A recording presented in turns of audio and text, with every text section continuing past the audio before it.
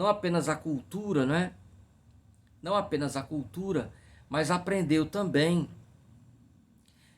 como usar a língua, né? Para não dizer nada, só apenas sugerir. Vocês vão me perdoar que uma referência a cultura pop, né? Você tem, por exemplo, um episódio do Todo Mundo Odeia o Chris, né? Em que todos acreditam que ele está namorando com a menina mais bonita lá. E quando perguntam para ele, ele nem diz que sim, nem diz que não. Ele diz sacomé, né? Esse sacomé é exatamente isso. É você não afirmar nada e também não negar. Você deixa na entrelinha. Então, quando pergunto para ela como tinha uma cor menos escura, né? Ela era uma fula, não uma macala. Macala é carvão, né? Então, como ela era fula, ela dizia: olhe, eu lembro que na minha infância, quando eu era bem pequena, um homem branco me levantava nos braços, né? Então as amigas diziam: olha, é mesmo, o pai dela é branco e tal. Mas tanto a menina mentia, como também mentiam as que diziam concordar com a história. Estavam ali apenas para, né, degustar o vinho do Porto, ok?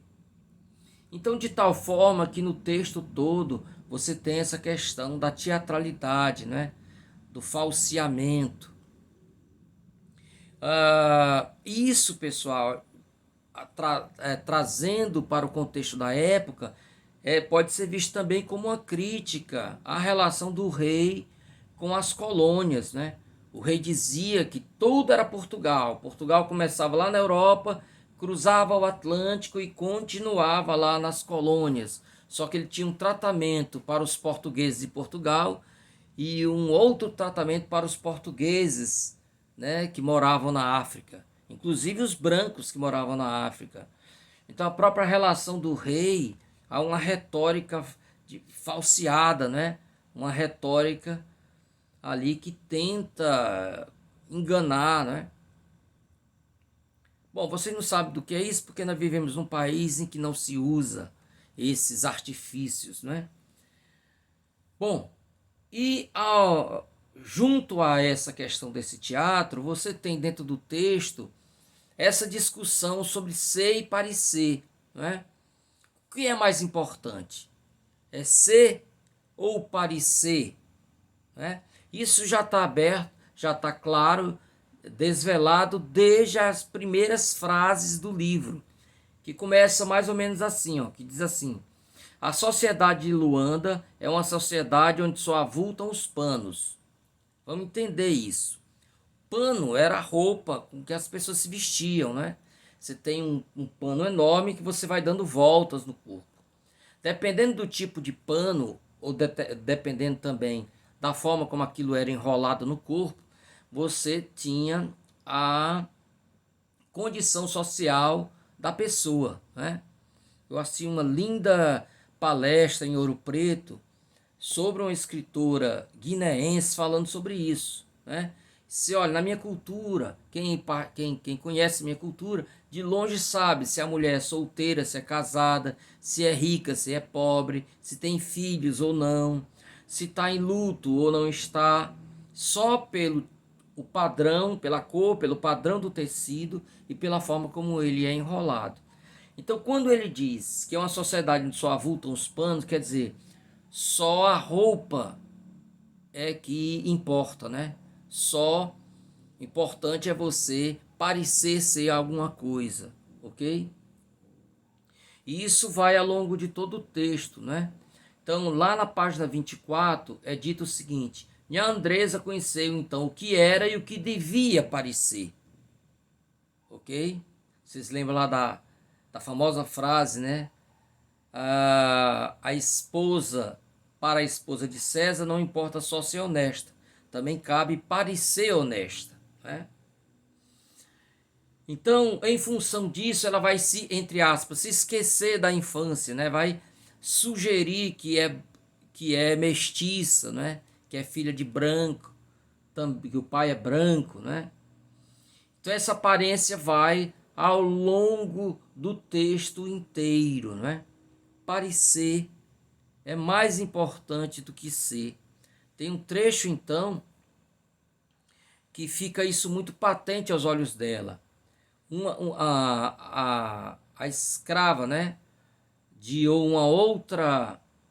eu estou falando escravo, mas com uma certa liberdade aqui, né? Porque os escravos foram libertos ali na África lusófona na década de 60, portanto, bem antes do Brasil, né?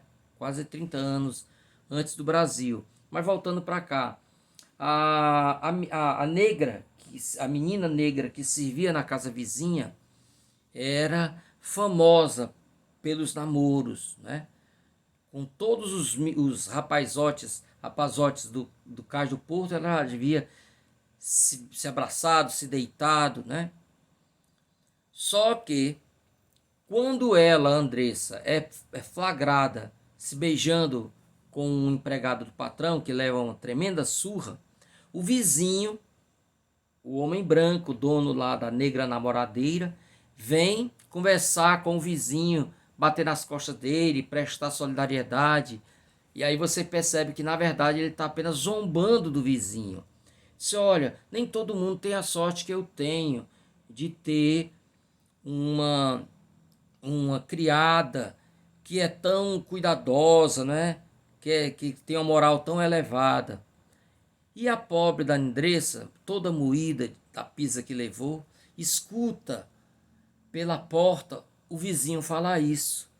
E aí ela percebe naquele dia, né, que não importava ser honesta, o importante era parecer honesta. Então o texto trabalha também sobre essa temática.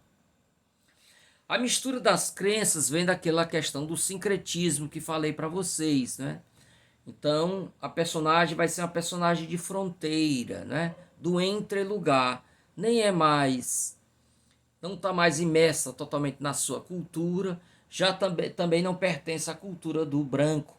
Ela fica numa região fronteiriça, não é? E, e aí tem esse episódio que eu já citei para vocês, que ela tanto reza para Nossa Senhora lhe dar um filho, como também faz as mandingas, as superstições locais, né? Então, isso é muito comum.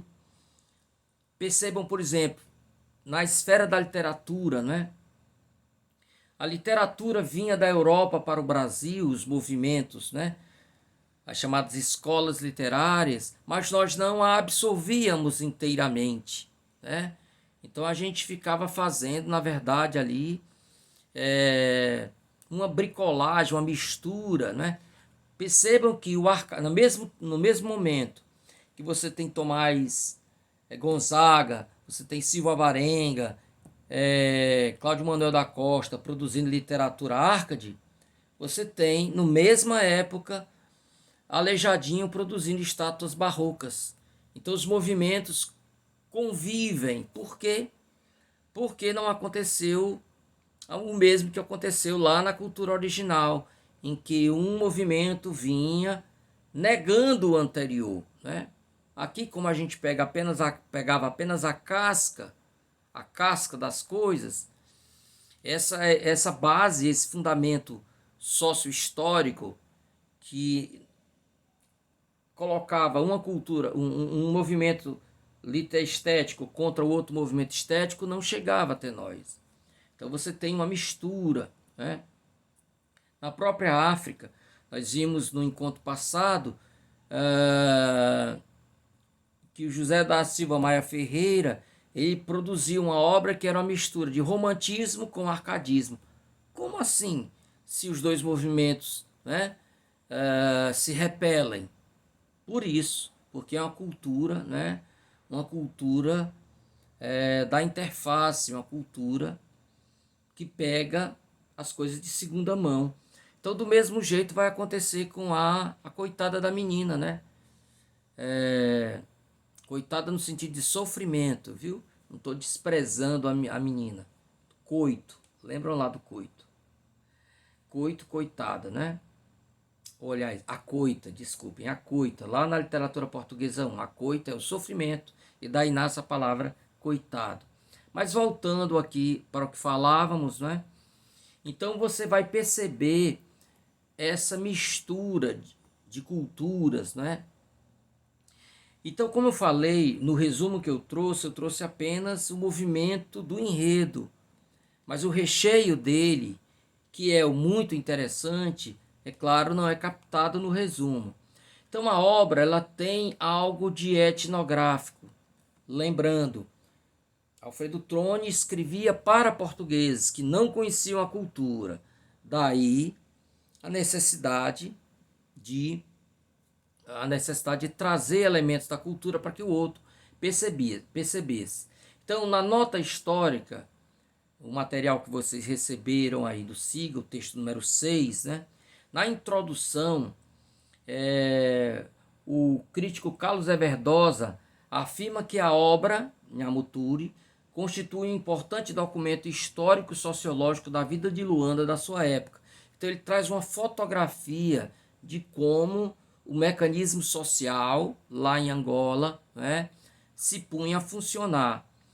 Então você tem de fato vários elementos que fazem você perceber um pouco de como era a sociedade daquela época. Eu reuni aqui algumas questões, alguns aspectos, vocês podem de repente até encontrar outros. Por exemplo, o texto nos fala de uma lei que permitia ao condenado pagar sua dívida oferecendo ao devedor a mulher de sua família. É uma coisa muito estranha, mas existia na época. O ritual de luto, quando a mãe de Ndreza se separa da filha, ela se joga no chão, se cobre de pó, né? Há um ritual. Uma vez eu li que há algumas sociedades que ainda praticam isso, né? O cidadão, para mostrar tristeza porque você vai deixando a casa dele, ele se joga no chão, se cobre de poeira, né?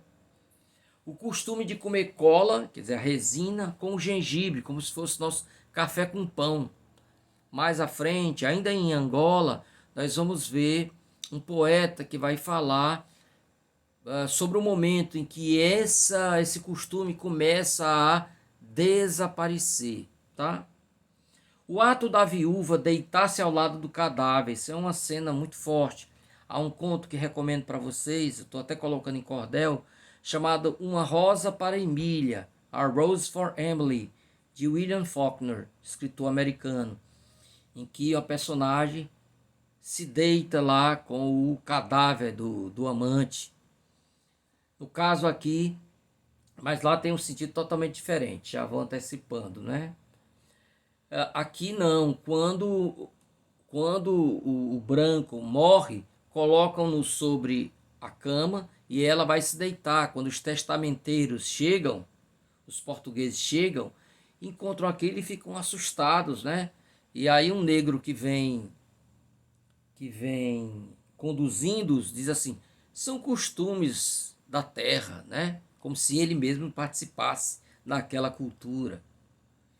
A forma animada como se realizam os funerais, uma parte importantíssima do livro que eu mandei para vocês, é o vocabulário que tem no final. Então o cidadão que escreveu o vocabulário disse: olha, uma certa vez fui convidado para uma missa de 1 ano e fui lá todo triste e tal. Quando cheguei lá, uma festa incrível, porque lá eles comemoram 1 ano da morte com festa, com bebida, com dança, né?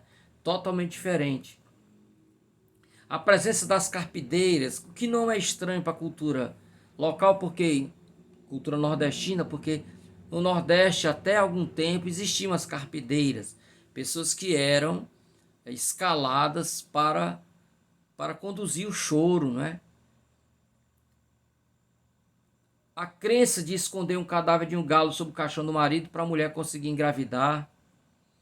O costume de trocar a roupa do defunto por café. A descrição de qualquer enfermidade estomacal ou intestinal como sendo lombriga, né? Tem um momento em que ela vai se consultar, está sentindo lá umas dores, e ela não é claro o texto, mas deixa transparecer que ela acha que está grávida, né? Disse, olha, eu estou aqui com as lombrigas, né? Então tudo, qualquer enfermidade estomacal, intestinal é chamada de lombriga. O uso de feitiços para punir alguém, né? Lembrando que maldição vem de maledictione, que significa o dizer mal, né? Você falar alguma coisa mal contra o outro. É a crença de que a palavra tem o poder de levar doença, desgraça e até a morte para o destinatário, ok? Então, é isso, gente. Então é um texto muito rico. Para os que não leram, desculpem, eu recomendo que leiam o texto. É um livro muito curtinho, vocês leem numa sentada, rapidamente, e nos dá uma ideia de como era a Luanda da época. Então vai ser o livro que vai inaugurar a prosa de ficção em Angola, né? Nós vimos lá o livro que inaugura a poesia, agora nós estamos vendo aqui um livro que vai inaugurar a prosa de ficção, ok? Então é isso. Espero que vocês gostem do livro e a gente se vê no próximo, na próxima videoaula. Um abraço para todos.